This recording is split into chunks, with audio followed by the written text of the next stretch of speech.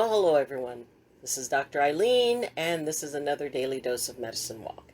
And for those of you who are listening in on Blog Talk Radio, this is Healing House Radio.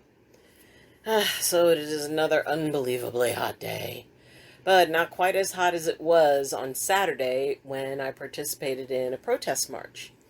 And it was a lot of walking, and it was amazing, and I was so, touched by it and moved by, the things that people were saying and the energy that was there.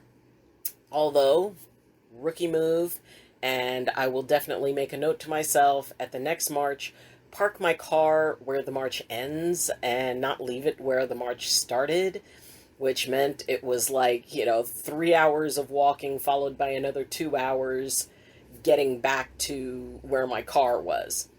Thank goodness for a shortcut that cut an hour off. But what we're going to be talking about today is that idea of, and we didn't a talk about empathy and activism and how you manage that. Well, I just wanted to share a little bit about the protest I was at and how I interacted with it as an empath. And it is interesting because it's not a situation where you necessarily have to turn your empathy off.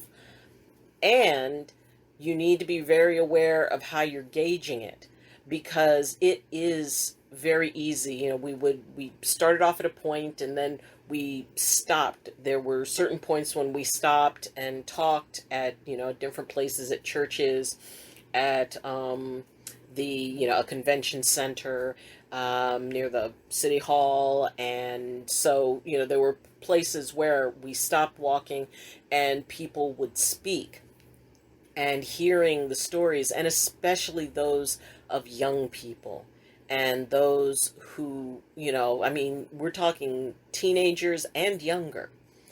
And it amazed me watching, 9-year-olds, 10-year-olds who were out there, and the determination in their eyes.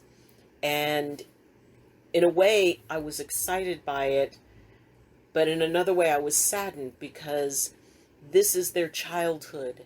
And that childhood is, has to have protesting human rights as a part of it. Now, from the perspective of being an empath, when you're in a situation where you got a whole bunch of people, and there were a whole bunch of people there, and you're right in the heart of it, and there's a lot of intense energy going on, and that energy is all focused in the same direction. Now, this is different from being in situations where there are crowds, where it's like, some people are happy, some people are sad, some people are upset, some people are frightened, some people are feeling really good. But when you're in a situation where there's a collective consciousness aspect to it, that's when it's very easy to kind of lose yourself in it. And the other example I would have for that would be like going to a musical concert, and everybody is just, or like a political rally where there is almost an agreement as to where the direction of the energy is going, where the emotions are going to be going. So when you're in a situation where you've got a whole bunch of people there and they're focused, because part of it was focusing on the injustice and the outrage and the anger. But then another part was, we are empowered. We are going to change this. We are going to, take control of this situation. We are going to push for human rights. So when you have that sort of duality, and yet they blended together beautifully. So while in many situations where I would say, you might be a good idea to turn your empathy off or turn it down so you don't lose yourself in the collective consciousness, situations like this are a very good place to leave it on. Because what happens is, when you talk to people and when you interact with people, I went into this being in my place of connection, and as a spiritual person, I was in my prayer, and I made sure that's where I stayed. because I knew that I needed to be centered and grounded and focused on the good that could be done. Focus on that hope for a better world, that this would make a difference. And so that became my focus. That became my prayer.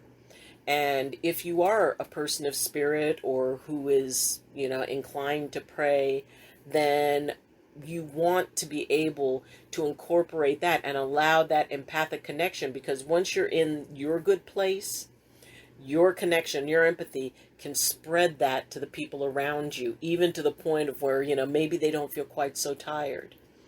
And, when I was talking to people, it was interesting. There were so many different stories as to what brought people there. Why were they there? Now, the interesting part was, now for the most part, we're out there and walking in the sun. I actually, got a bit sunburned, just a little bit sunburned. And it's interesting because, what they used to call a farmer's tan, I guess there's going to be a mask tan, because everybody had their masks on, but you could see them, the reddening around it. So I guess mask tans will be the thing now. But there was a police car that was, during one of the places as we were approaching one of our stopping points, there was a police car there, and you could feel like this ripple of, is there going to be a problem? Is there going to be a problem? Is there going to be a problem? And, the officers never left the car. They stayed in it. They remained there for a short time as if observing us, and then they drove away. So, that idea of, and, growing up in a generation where it's like, well, if you're ever in trouble, go find a police officer, and they were there to help you. It was so interesting experiencing, there's a police car, I might get hurt. And then when the officer drove away, you could feel the tension going down. You could feel the relaxation, which is another aspect of this, another sort of way that this manifests, is that there is that change in how, especially the police are viewed. Energy is going into a different place than it may have once gone.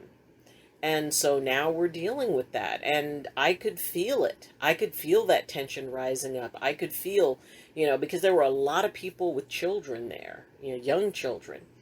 And, their passionate little spirits were there.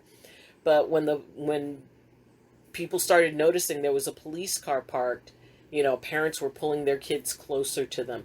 And it was interesting because, people were becoming more dense. And, while we're trying to keep at least a reasonable level of social distancing, we definitely were not successful in it totally. But it seemed that the instinct to, band together, to come together. And I could feel the intensity of that. No, we're going to protect. We're going to take care of ourselves. And then when the officers drove away, it was like, and, people started to spread out again, and people started to move forward. And for my part, when I saw it, it was, and I felt the intensity level rising, I just sent out a pulse. We're going to be all right. We're going to be okay. We're going to be safe. And so, feeling that, and at first feeling the resistance and then kind of the acceptance, and it started to cool down. And then when the officers left, it was like, completely de-escalated. But it is, an interesting phenomena when you can feel what it is that's going on around you on that level. And you can also be able to identify the individual stories, the individual reasons that people were there, and their experiences.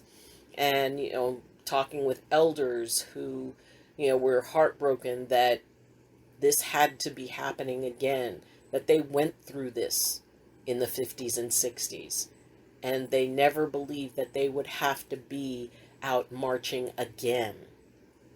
And, for those people who are, continuing, and, because the move doesn't end with the march, that there's still a lot to do. There's still utilizing, your vote to be able to bring about the changes that we want to. And, and I encourage everybody, however you vote, get out there, because it's important to have our voices heard. And especially as the energy is beginning to escalate, because we're heading into the end of the year, and we all know what's going to happen at the end of the year. So for empaths, we need to make sure we are ready for that. And please, please, please go back over some of the videos where we talk about grounding. We need to find our grounding points, because, I am fairly certain that I can guarantee you things are going to get nuts around November.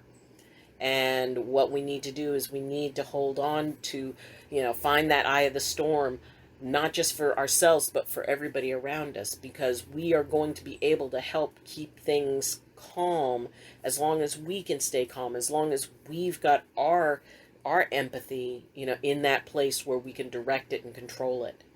So, if you have not had an opportunity to participate in, this was a peaceful walking prayer protest. And so, I guess we were not viewed as dangerous.